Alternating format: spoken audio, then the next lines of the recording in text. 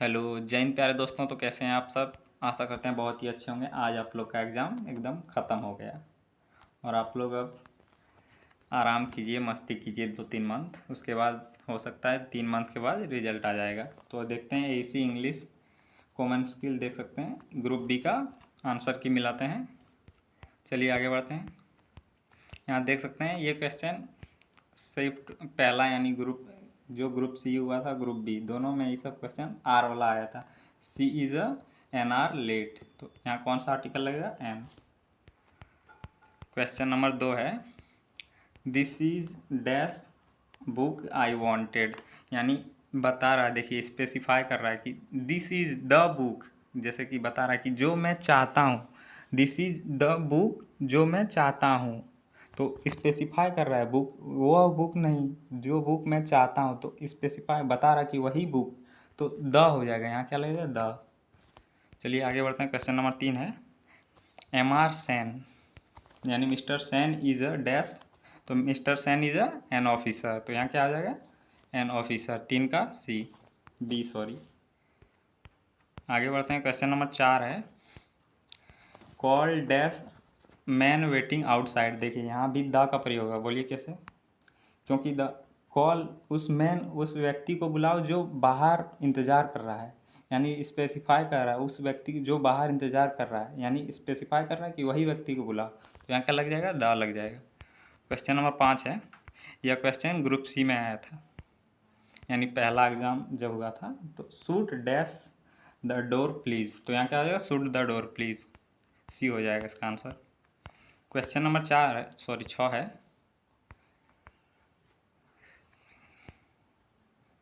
Sorry manage कीजिएगा थोड़ा। 6 number question है what dash opportunity you missed, what a, तो इसका आंसर क्या हो जाएगा? An. What an opportunity you missed. Question number 7 है this is dash one act play, तो दिस इज, तो इसका आंसर क्या आ जाएगा? दिस इज अ क्यों होगा? ए, यानी ए क्यों होगा? क्योंकि वन जब पढ़िएगा तो देखिए व का साउंड आता है व, तो इसी प्रकार कॉन्सोनेंट साउंड है इसीलिए ए होगा। चलिए 8 नंबर क्वेश्चन है India India is dash a country, यानी क्या हो जाएगा? इंडिया इज अ कंट्री, ए हो जाएगा आंसर। क्वेश्चन नंबर 9 है dash the statesman has a wide circulation, तो क्या हो जाएगा? स्टेट्समैन के लिए क्या लगता है? द लगता है। आर्टिकल का एक वीडियो मैंने दिया था, अगर आप लोग वो पढ़ लिए होंगे तो मोस्ट सारे क्वेश्चन कवर कर सकते हैं आप लोग। तो क्वेश्चन है 10 नंबर, ये क्वेश्चन ग्रुप बी में आया था, सॉरी ग्रुप ए में। It is a an absurd story, क्या हो जाएगा? An absurd story.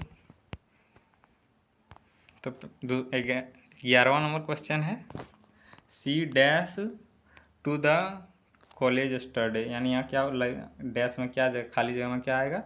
तो यस्टरडे लगा है तो क्या हो जाएगा? पास्ट टेंस लगेगा, पास्ट सिंपल पास्ट टेंस लगेगा, तो सी हो जाएगा।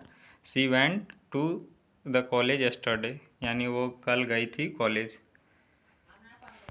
ये 12 नंबर क्वेश्चन है dash I dash breakfast at 8 AM, यानी बता रहा है कि यहाँ देखिए कोई ऐसा तो बात नहीं कि एक दिन का बता रहा है कि रोज़ मैं सुबह 8 बजे ब्रेकफास्ट करता हूँ। तो यहाँ क्या लगेगा? आई है, सिंगुलर लगने का कोई चांस ही नहीं है, तो आई इट लगेगा। सिंगुलर वर्ब नहीं है, इट्स क्यों नहीं आएगा? क्योंकि आई है, आई प्लूरल वर्ब होता है। तो क्वेश्चन नंबर 13 है they dash football every Sunday, यानी यहाँ पूछ रहा है डैश क्या होगा? तो देखिए एवरी जब रोज़ किसी कार्य को करते हैं तो वहाँ क्या लगता है? सिंपल प्रेजेंट टेंस, तो they play football every Sunday, यानी वे प्रत्येक संडे को फुटबॉल खेलते हैं। जहाँ कोई काम आप रूटीन में कर रहे हैं तो वहाँ क्या लगता है? हमेशा सिंपल प्रेजेंट टेंस, यानी फर्स्ट फॉर्म वर्ब का यूज होगा। क्वेश्चन नंबर 14 है the teacher dash give us a lot homework, यानी डैश की जगह पर क्या लगेगा? तो टीचर सिंगुलर है तो यहाँ क्या लग जाएगा? The teacher gives. ये सब याद रखिए कि जब भी सिंगुलर वर्ब टीचर द्वारा दिया गया। तो आप लोग सोचते होंगे कि टीचर ने तो पास्ट में दिया, तो यहाँ हमेशा क्या यूज होता है, सिंपल प्रेजेंट टेंस ही होता है। The teacher gives us a lot of homework, यानी टीचर ने हम लोगों को बहुत सारा होमवर्क दिया। देता दिया का सेंस आता है, लेकिन यहाँ यूज हमेशा क्या होता है, सिंपल प्रेजेंट टेंस। तो 15 नंबर क्वेश्चन है, I dash the present eight. आप लोग देखिए, सॉरी, पर्सन एट, यहाँ एट का प्रयोग जब भी हो तो क्या लगाना, हैव हैज बीन, हैव का प्रयोग होगा। ये सब आप लोग अगर पढ़ेंगे बढ़िया से टेंस, तो ये सब है एट और रहता है रिसेंटली, ये सब जो प्रयोग होगा तो क्या लगाना चाहिए, हैव या प्रेजेंट परफेक्ट टेंस यूज होगा तब। Question number 16, she dash a doctor for 10 years. यानी देखिए यहाँ क्या यूज हो रहा है, फोर कब यूज होता है, प्रेजेंट परफेक्ट कॉन्टिन्यूस टेंस में। तो प्रेजेंट परफेक्ट कॉन्टिन्यूस में क्या यूज होता है, she has been a doctor for 10 years, यानी वह डॉक्टर रही, सॉरी वह भी कह सकते हैं, वह डॉक्टर रही है 10 सालों से। अगला 17 नंबर क्वेश्चन है, क्वेश्चन पूछा गया है, they dash to visit us next week.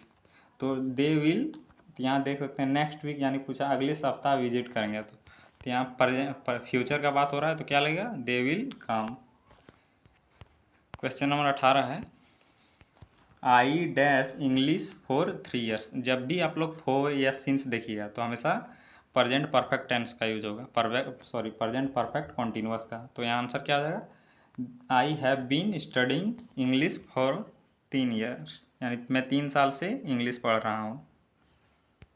Question number 19 है, the baby dash at night. देखिए यहाँ रूटीन बता रहा है, कि रूटीन नहीं, हैबिचुअल बता रहा है, एक्शन यानी कोई कार्य हो रहा है। तो द बेबी, यहाँ बेबी क्या है, सिंगुलर है, सिंगुलर सब्जेक्ट है, तो यहाँ क्या लगेगा, सिंगुलर वर्ब लगेगा। The baby cries at night. चलिए क्वेश्चन नंबर 20 की ओर बढ़ते हैं, the company dash new employees last month. यहाँ देख सकते हैं पास्ट का यूज हो गया, यानी लास्ट मंथ यानी पिछले महीने में किया है, तो क्या हो जाएगा, the company hired, HIERD। D number इसका आंसर हो जाएगा, सही बता रहे हैं। चलिए आगे बढ़ते हैं, यहाँ से 21 नंबर क्वेश्चन शुरू होता है, और यहाँ से आप लोग का एरर, इस बार ग्रुप ए और ग्रुप बी का दोनों का पेपर एक जैसा रहा है। थोड़ा ग्रुप सी में जब पेपर आया था उसमें क्या पूछा गया था, मॉडल पूछा गया था, और ये जब देखिएगा आप ग्रुप ए और बी का दोनों का देखिएगा तो इसमें मॉडल नहीं पूछा गया है। तो चलिए देखते हैं, ये आप लोग का कैसा है, SSC लेवल आप लोग पढ़े होंगे। The teacher asked the student to write an essay. तो देखिए यहाँ टू राइट है, यहाँ गलत हो जाएगा, क्यों हो जाएगा, यहाँ ऑब्जेक्ट चाहिए, लेकिन टू इंडेफिनिट हो जाएगा और राइट हो जाएगा इसका इंडेफिनिट वर्ब के बाद हमेशा क्या लगता है, फर्स्ट फॉर्म वर्ब लगता है, तो यहाँ ऑब्जेक्ट चाहिए, इसीलिए यहाँ टू राइट गलत हो जाएगा। तो इसका आंसर यहाँ एरर है, तो सी नंबर इसका आंसर हो जाएगा। क्वेश्चन नंबर 22 है, तो क्वेश्चन नंबर 22 क्या है, करेक्ट सेंटेंस बताना है इनमें से। तो इसका आंसर क्या हो जाएगा, तो आप लोग को बताएं, जहाँ भी फोर या सिंस लगे क्या बताएं, तो वहाँ हैज़ बीन यानी प्रेजेंट परफेक्ट का यूज होगा। तो 22 नंबर का आंसर क्या हो जाए, ए नंबर। कैसे, सी, यहाँ जो एस लगा है तो इसका आंसर ये पूरा होता है, she has been studying English for 3 hours. जैसा कि आप लोग को एक क्वेश्चन यही था, आप लोग देखेंगे पहले यही क्वेश्चन एक था, तो आप लोग वहाँ से भी सही कर सकते थे इसको। और कोई पूछ सकता है कि यह क्यों नहीं होगा, आप देखते हैं, जब भी मैंने आपको क्या बताया, फोर या सिंस का प्रयोग हो तो हमेशा क्या होगा, हैज़ बीन यानी प्रेजेंट परफेक्ट का यूज होगा। क्वेश्चन नंबर 23 है, करेक्ट सेंटेंस इसमें भी बताना है, तो इसका आंसर क्या आ जाए, A number. I had rather go to the movie टू नाइट, यानी मैं मूवी देखने चाहूँगा आज रात देखने जाऊँ। तो 24 नंबर क्वेश्चन है, ये एरर बताना है, the professor gave the student a lot projects. जैसा कि आप लोग को बताए थे कि जब भी टीचर या प्रोफेसर दिया है तो यहाँ क्या गेव का यूज नहीं होगा, क्यों नहीं होगा, आप लोग को बताएं कि यह प्रेजेंट में ही हमेशा कंसीडर किया है, तो यहाँ क्या हो जाएगा, गेव नहीं होगा, गिव होगा। तो बी नंबर इसमें एरर है, बी में एरर है। तो क्वेश्चन नंबर 25 है इसमें भी एरर बताना है। द डॉग्स, ये आप लोग जानते होंगे इसको क्या कहते हैं, एपोस्ट्रॉफी। जो ये आप छोटा सा देख रहे हैं, जो इस प्रकार का साइन होता है, इस प्रकार का, तो इसको क्या कहते हैं, एपोस्ट्रॉफी। एपोस्ट्रॉफी क्या दिखाता है, अधिकार दिखाता है। तो देखिए अधिकार किस पर दिखाता है, जैसे कि आप लोग लिखते होंगे। पहले जब हम बच्चे थे तब समझ नहीं पाते थे कि फादर में, चलिए बताते हैं। हम लोग लिखते थे क्या, फादर्स। तो बहुत बच्चे कहते थे कि फादर्स क्यों लिख रहे हो, तो फादर्स क्या तुम्हारे बहुत पापा हैं, तो ऐसे मजाक उड़ाया जाता था। अभी भी आप लोग रीज़न जानते होंगे या नहीं। तो ये फादर्स एस क्यों लगाया था, आप लोग नहीं जानते, एस एस लगाया था, तो क्यों, FATHER, ये एस ये वाला नहीं होता था, एस एपोस्ट्रॉफी होता था।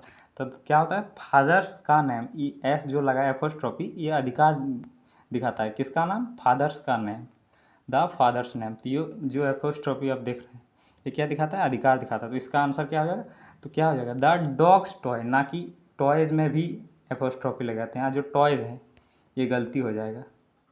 तो आप लोग रीज़न जान गए हैं कि फादर्स में बच्चे क्यों लगाते हैं फादर्स।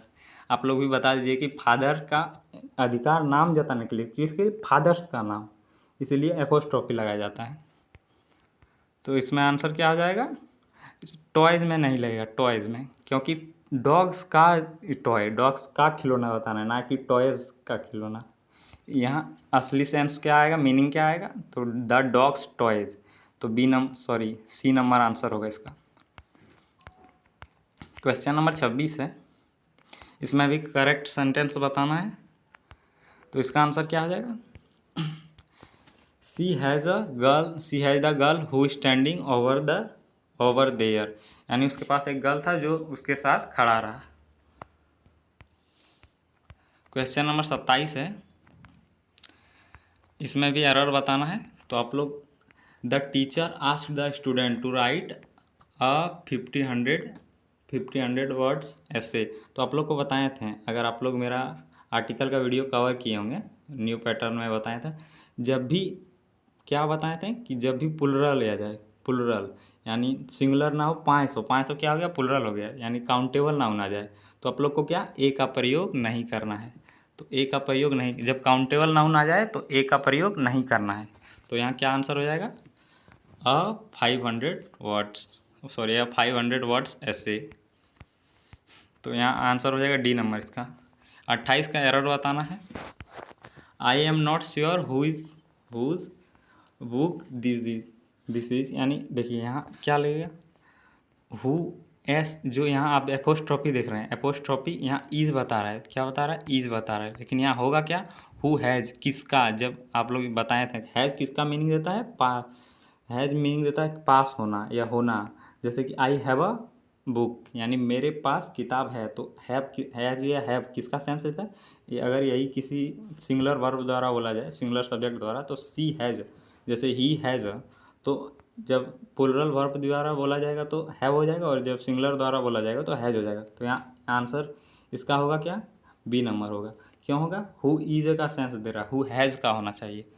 चलिए आगे बढ़ते हैं। यहाँ भी देखिए, जब दोनों जगह हु इज यहाँ भी हो जाएगा, यहाँ भी इज हो जाएगा, तो दोनों जगह क्या हो जाएगा, ओवरलैपिंग हो जाएगा, इसलिए इसका आंसर क्या हो जाएगा, बी नंबर।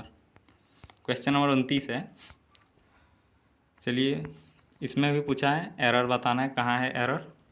तो the teacher asked the student to not make a noise, यानी देखिए आप लोग इंडेफिनिट वर्ब के बारे में बताए थे, जहाँ इंडेफिनिट लगे, टू क्या होता है, इंडेफिनिट होता है, इसके बाद हमेशा क्या चाहिए, आप लोग को बताए थे यह भी रूल कि हमेशा चाहिए, उसके बाद टू जब भी लग जाए उसके बाद हमेशा क्या लगेगा, वर्ब का फर्स्ट फॉर्म।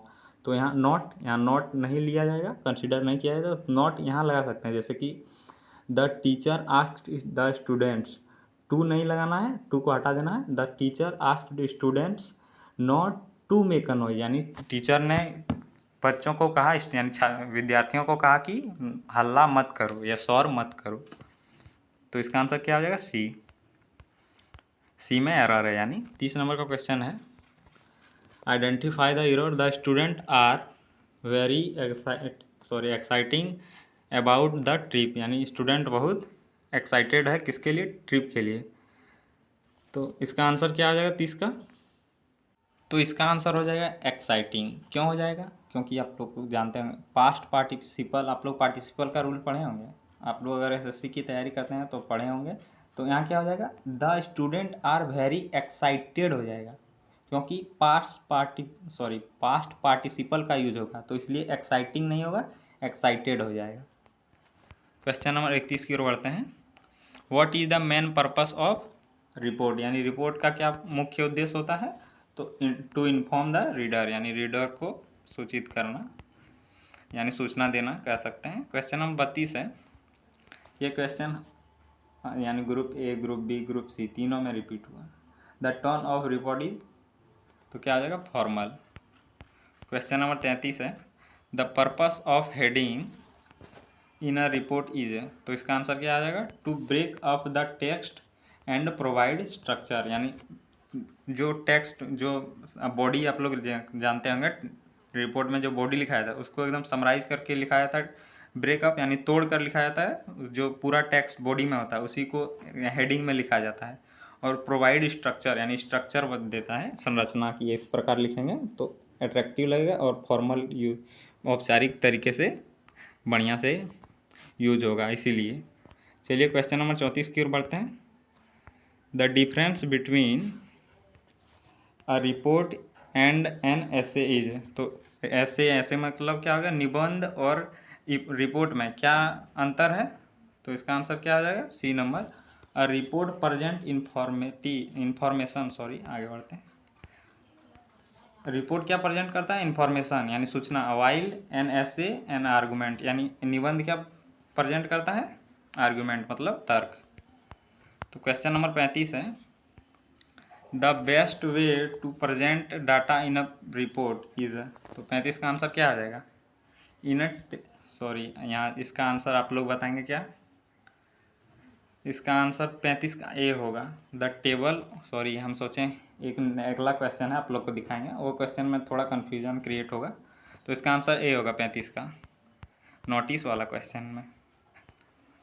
36 नंबर है। The difference between a formal and informal report is, तो इसका आंसर 36 का क्या हो जाएगा, तो डिफरेंस फॉर्मल और इनफॉर्मल लेटर के बीच में क्या होता है, तो इसका आंसर हो जाएगा, a formal report is more structured than an informal report, यानी इनफॉर्मल रिपोर्ट मतलब हो गया औपचारिक, जो परिवार तौर पर लिखा जाता है, और जो किसी कार्यस्थल के लिए लिखा जाता है, स्कूल या आप लोग बोल सकते हैं पुलिस स्टेशन आदि के लिए तो लिखा जाता है, वो सब मोर स्ट्रक्चर यानी बहुत संरचना, पहले हेडिंग लिखना है, पहले बॉडी लिखना है, इस प्रकार डेट लिखना है, इसी प्रकार जो वो सब हो गया, वो सब क्या हो गया, स्ट्रक्चर। तो आप लोग अगर पारिवारिक तौर पर लिखेंगे तो थोड़ा इधर उधर भी करेंगे तो चलेगा, तो इसी यही बता रहा है। क्वेश्चन नंबर 37 है, यही क्वेश्चन बता, नहीं ये भी क्वेश्चन नहीं है। The best way to present a report is, तो क्या होगा, थ्रू अ प्रेजेंटेशन के माध्यम से सबसे बेस्ट वे है, यानी सबसे बढ़िया तरीका। ये क्वेश्चन तीनों शिफ्ट में, यानी कह सकते हैं group A, group B, group C, तो इसका आंसर क्या आ जाएगा, 50 से 108। क्वेश्चन नंबर 39 है। The importance of the data in a notice is, तो जो डाटा दिया जाता है नोटिस में, तो महत्वपूर्ण होता है किसके लिए, तो inform the reader when it was noticed, जब उसको सूचित किया जाता है, रीडर को सूचित किया जाता है। क्वेश्चन नंबर 40 है। The purpose of signature in a notice is, तो इसका आंसर क्या हो जाएगा, 40 का बी हो जाएगा, टू ऑथेंटिकेट द नोटिस, यानी ऑथेंटिकेट मतलब क्या होगा, स्पष्टीकरण, नोटिस को स्पष्टीकरण करने के लिए। क्वेश्चन नंबर 41 है। How should a notice be displayed, यानी नोटिस को किस प्रकार दिखाया जाना चाहिए, तो आप लोग क्या बताते हैं, आप लोग बताइए क्या, only on a notice board, लेकिन इसका आंसर ए नहीं होगा, आप लोग बताएंगे क्यों, आप लोग गूगल में जाके सर्च कर लीजिएगा, आप लोग को डाउट हो सकता है, तो क्या हो जाएगा, इन अ प्रोमिनेंट प्लेस, यानी प्रोमिनेंट प्लेस मतलब क्या हो गया, प्रमुख स्थान में, तो यहाँ आप लोग बहुत लोग क्या मारे होंगे, only on a notice board, तो इसका आंसर है इन अ प्रोमिनेंट प्लेस, यानी एक महत्वपूर्ण ये कह सकते हैं प्रमुख स्थान पर। क्वेश्चन नंबर 42 है, यहाँ देखते हैं। The importance of proof reading in a notice, notice में प्रूफ रीडिंग का क्या महत्व है, तो इसका आंसर क्या आ जाएगा, 42 का सी हो जाएगा, to ensure there are no errors, यानी चेक करना है कि कोई इरर नहीं ना है, यानी गलती नहीं ना है नोटिस में, 43 नंबर, आप लोगों को एक सूचना देना है। अगर आप लोग जानना चाहते हैं कि सेमेस्टर 3 में मैंने बताया दिया है कि सेमेस्टर 3 में आप लोग को क्या क्या पढ़ना है, तो उसके बारे में आप लोग को एक वीडियो बना दिया है, आप लोग देख सकते हैं। कहाँ देख सकते हैं? आप लोग को लिंक दे देंगे कमेंट में जाके देखिएगा सेमेस्टर 3 में क्या क्या पढ़ना है, आप लोग देख लीजिए। अगर आप लोग बताएंगे, कुछ सजेस्ट करना चाहेंगे तो हम वो भी क्लियर कर देंगे। तो आप लोग वो वीडियो देख लीजिएगा ताकि आप लोग को क्लियरिटी रहे कि क्या क्या पढ़ना है। क्वेश्चन नंबर 43 है, the typical format of a formal letter is, यानी फॉर्मेट क्या होता है फॉर्मल लेटर का। तो इसका आंसर क्या हो जाएगा? All of the above. Indented format होता है, ब्लैक फॉर्मेट होता है, सेमी ब्लॉक फॉर्मेट, तीनों होता है। 44 नंबर की ओर बढ़ते हैं, the purpose of formal letter is, यानी फॉर्मल लेटर का पर्पस क्या होता है, उद्देश्य? टू कम्युनिकेट, इसका भी आंसर हो जाएगा D number, all of the above. To communicate with friends and family, यानी फैमिली और फ्रेंड्स से बात करने के लिए। To apply for a job for or dream admission, यानी जॉब और एडमिशन के अप्लाई के लिए अप्लाई करना। और to complain about a product or service, यानी किसी कंप्लेन करने के लिए प्रोडक्ट या सर्विस का। प्रोडक्ट, अब कोई प्रोडक्ट ख़राब निकलता है उसका भी कंप्लेन करने के लिए, या कोई कार्य करता है अगर उसका कार्य ख़राब हुआ तो उसके लिए भी कंप्लेन कर सकते हैं। क्वेश्चन नंबर 45 है, the typical structure of a formal letter is. तो 45 नंबर का आंसर क्या हो जाएगा? तो इसका आंसर भी थोड़ा टफ कह सकते हैं, क्योंकि देखिए आप लोग को बताएं कि लेटर में हमें कभी भी आप कंक्लूजन नहीं पाइएगा। कंक्लूजन किस में होता है? ऐसे में होता है, रिपोर्ट में भी नहीं होता है। ऐसे हमेशा ऐसे में कंक्लूजन होता है। आप लेटर लिखिए, आप अब लिखते होंगे स्कूल के लिए लेटर, उसमें क्या नहीं बताते होंगे? कंक्लूजन। कंक्लूजन मतलब क्या होता है? निष्कर्ष। तो निष्कर्ष हम लोग लेटर में कभी नहीं बताते हैं। तो इसका आंसर क्या आ जाएगा? D number, body and signature ही रहता है। क्वेश्चन नंबर 46 है, the purpose of the heading in a formal letter, यानी फॉर्मल लेटर में हेडिंग का क्या उद्देश्य है? तो इसका आंसर क्या हो जाएगा? डी नंबर, इनमें सभी। To provide the data, provide करने के लिए, यानी जानकारी प्रोवाइड करने के लिए। To provide the sender address, यानी यही सब आप लोग डी मार दीजिएगा, आप लोग तो मार दिए होंगे। तो क्वेश्चन नंबर 47 आप लोग बताना है कि कितना कमेंट करके कितना आप लोग का सही हुआ। पेपर ठीक ही है, आप लोग सब क्वेश्चन वही रिपीटेड हो रहा है, ये भी क्वेश्चन कर सकते हैं, ग्रुप सी और ग्रुप बी दोनों में आया। डियर सर और मैडम होगा इसका answer. The typical solution used in a formal letter is, तो क्या हो जाएगा? Dear sir and madam. तो क्वेश्चन पूछा है, ये क्वेश्चन न्यू है, the typical solution used in an informal. Informal मतलब क्या हो गया? जो पारिवारिक रूप से या दोस्त के लिए उपयोग किया जाता है। तो इसका आंसर क्या हो जाएगा? इसका आंसर हो जाएगा हाय हेलो। जैसे कि हम लोग अब दोस्त के पास लेटर लिखते हैं तो कैसे बोलते हैं? Hello friend. तो इसी प्रकार क्वेश्चन नंबर 49 है, the typical closing used in informal letter, यानी हम इनफॉर्मल लेटर के अंत में क्या लिखते हैं? तो टेक केयर या love you mom, love you papa, इसी प्रकार लिखते हैं। तो the main difference between formal and informal letter is, तो फॉर्मल और इनफॉर्मल लेटर के बीच डिफरेंस क्या होता है? टोन का होता है, यानी आवाज़ का। स्ट्रक्चर, टोन लिखने का, टोन का सॉरी, आवाज़ हम बता दिए। स्ट्रक्चर यानी संरचना, आप लोग को बताएं कि थोड़ा स्ट्रक्चर ढीला रख सकते हैं इनफॉर्मल यानी पारिवारिक तौर पर जो अनौपचारिक होता है, और लैंग्वेज का भी, तो ये सब डिफरेंस होता है। तो आप लोग को कमेंट करके बताना आप लोग कितना सही कर पाएँ। तो चलिए मिलते हैं अगले वीडियो में। अगर आप लोग सेमेस्टर 3 का देख लीजिएगा क्या क्या पढ़ाना है, उस विषय में देख लीजिएगा, आपको कॉमेंट मिल जाएगा उस वीडियो का, सॉरी लिंक मिल जाएगा उस वीडियो का कमेंट में। जय हिंद।